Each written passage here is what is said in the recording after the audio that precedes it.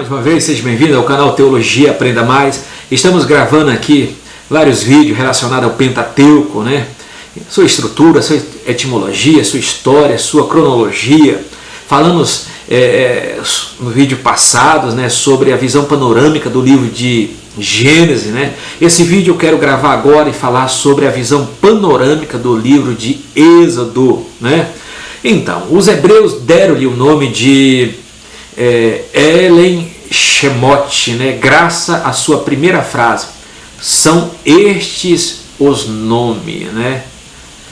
Os tradutores gregos chamaram de Êxodo. A palavra Êxodo aparece lá na Septuaginta, né? Que significa saída, pelo fato de seu tema central tratar de ações redentoras de Deus para com seu povo Israel. Nas versões portuguesas o nome Êxodo vem via latina, né? Vulgata latina. A palavra-chave do livro de Gênesis, né? A palavra-chave do livro de Êxodo, né? A questão da saída, né? Que a gente já colocou. Autoria. Quem escreveu o livro de Êxodo? A autoria do Êxodo, né? Ou do Pentateuco, como a gente falou que é Moisés, né? A autoria do Êxodo. Relação com os demais livros de Moisés. Êxodo é o elo indispensável que une de forma inseparável o Pentateuco. Continua a história dos hebreus, iniciando no Gênesis, no mesmo estilo inigualável.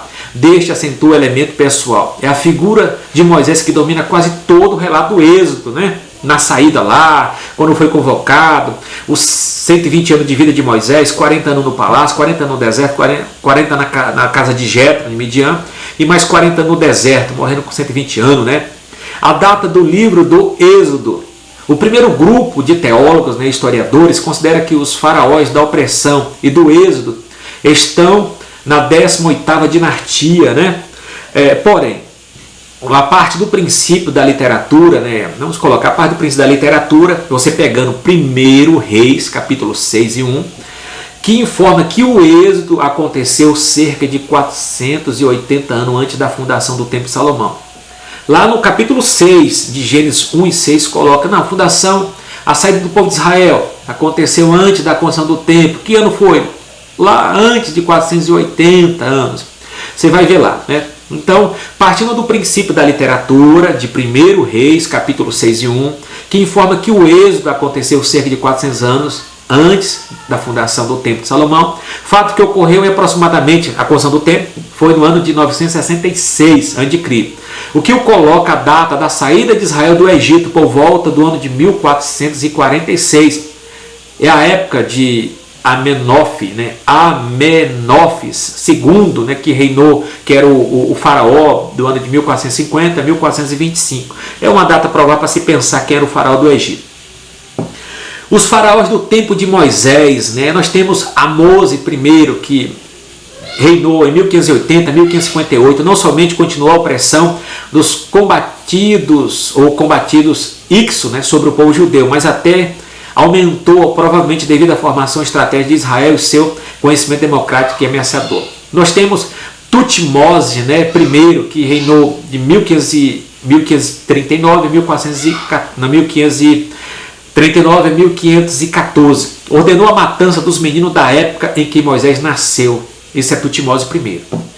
A filha de Tutmose I, né, tem aqui a rainha Hatshepsut. Hatshepsut é a filha de Faraó que adotou Moisés, né? Então, a Hatshepsut, ela viveu em 1504 a 1482, filha de Tutmose I, esposa de Tutmose II, né, que era o meio irmão dela, usurpou o trono depois da morte deste, né, e foi provavelmente a filha de Faraó que adotou Moisés em 1525, onde que Miriam deixou o menino, né, no cesto de junco, né, até que a filha de Faraó encontrou aquele em 1525 a.C. Foi de Tutmose III, né, que Moisés fugiu para o deserto de Midian, né? Apesar de Hatshepsut, na época dessa fuga, ainda estava viva, né? Tutmose III, que perseguiu Moisés, que ele percorreu para Midian, quando ele matou aquele escravo. Isso é uma época de 1504 a 1450. Amenófis, segundo 1450 a 1426, foi o faraó com quem Moisés se confrontou e a que Deus mandou as pragas. O faraó seguinte é Tutmose IV. Não era seu herdeiro natural, mas o filho nascido mais tarde, o que sugere que o primogênito tenha morrido nessa época aí, Tutmose e Amenófis, né? Uma questão também muito precisa, né? Quem foi o faraó do Êxodo, né? O faraó egípcio, né? Então, já coloquei, teve a invasão dos Ictos, quando Abraão visitou lá, Jacó chegou, o governador lá do Egito era o Ixo, né? Que é chamado povos da Ásia, povos do deserto, né? Que tinha conquistado o Egito naquela época, era o povo que dominava o Egito, né? Mas depois, na 18ª dinastia, a partir de Amose, né? Em 1570, ele expulsa os Ixos e fortalece novamente a dinastia egípcia, de nascença genética egípcia, né? E tira aquele povo asiático de lá. Aí temos a questão aí muito importante, Amenófis, que é o faraó do Êxodo. Temos a questão de Tutmoses I, que é a questão do faraó opressor que não conhecia José. E temos a rainha, a princesa, né, filha de faraó, que adotou Moisés, que é chamado Hatshepsut, né?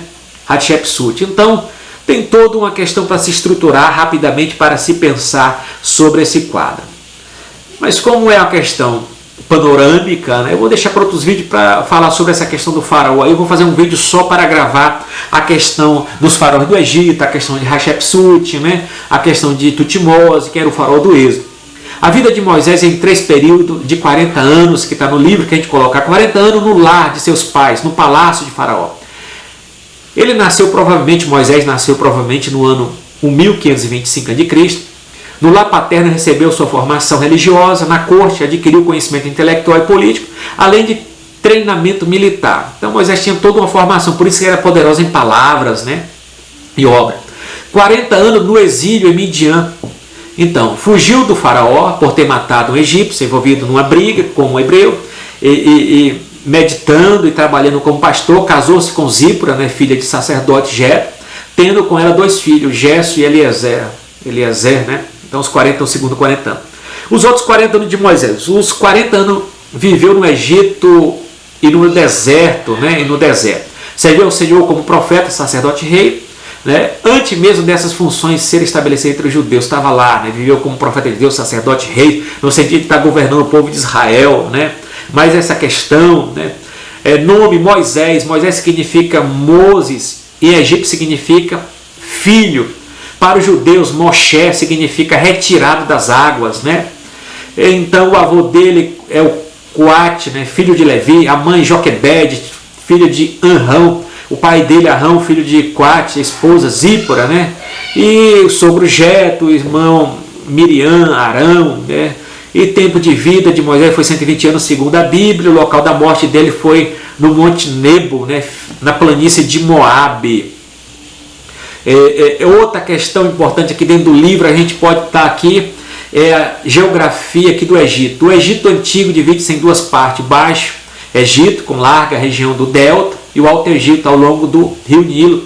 Quase não chovia na região, que o tornava mais dependente do Nilo, que transbordava em setembro, irrigava as flores, celeiro. O rio é a dádiva o Egito é a dádiva do Nilo, né? Como disse Heródoto, né? Rapidamente, o cenário religioso, os egípcios eram muito religiosos, adorando uma infinidade de divindade, como a gente já sabe isso no próprio livro da Bíblia, né? E dentro da questão do objetivo do livro de Êxodo, descreve como Deus livrou Israel da servidão, da idolatria no Egito, conduzindo a um lugar de destaque na condição do povo, exclusivamente seu, né? No relacionamento de aliança teocrática. 3 grandes acontecimentos definem o objetivo didático do livro: a saída do Egito, a entrega da lei, a construção do tabernáculo. São principais aqui: saída do Egito, a entrega da lei, a construção do tabernáculo lá no Monte Sinai, que eles passaram mais ou menos 1 ano, né? O Êxodo divide-se em 3 seções principais. Quais são as seções principais aqui do livro de Êxodo? Vamos colocar as 3 principais. Do capítulo 1 do livro de Êxodo até o capítulo 14, revela Israel no Egito, oprimido por um faraó que não conhecia José. E Deus então redimiu Israel com braço estendido e com juízo grande, né? O nascimento de Moisés, sua preservação e preparação está registrado no capítulo 2. A chamada de Moisés na sarça ardente, do capítulo 3 e 4.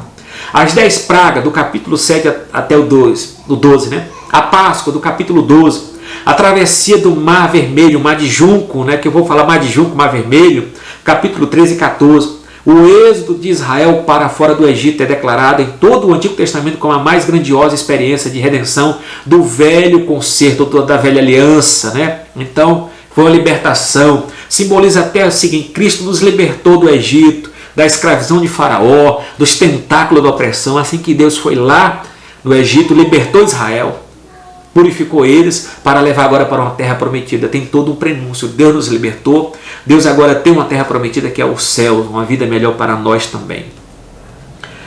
O capítulo 16 a 18 descreve, onde que a gente vai colocar descreve 16, 18, descreve Israel no deserto a caminho do Monte Sinai.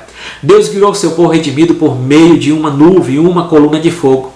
Proveu maná, cordonize, água, exercitando assim seus redimidos a andar pela fé e pela obediência. Do capítulo 19 até o capítulo 40, registra Israel no Monte Sinai, recebendo de Deus a revelação que abraçou. Isso está registrado no capítulo 19 até o capítulo 40 do livro de Êxodo. Deus entrega revelações para Moisés, a questão da construção do tabernáculo, da lei, da estrutura e de todo o conserto. Eles possivelmente ficaram lá em torno de um ano no sopé do Monte Sinai, né? Então teve o concerto, a aliança, o Bereshit, né? Cainê de Ateque, o Palai de Ateque, a aliança entre Deus e Israel no capítulo 19, o Decálogo, né? o Aseret Hadevarim, capítulo 20, os 10 mandamentos. Também entregou para eles o tabernáculo, o sacerdote, capítulo 25 e 31.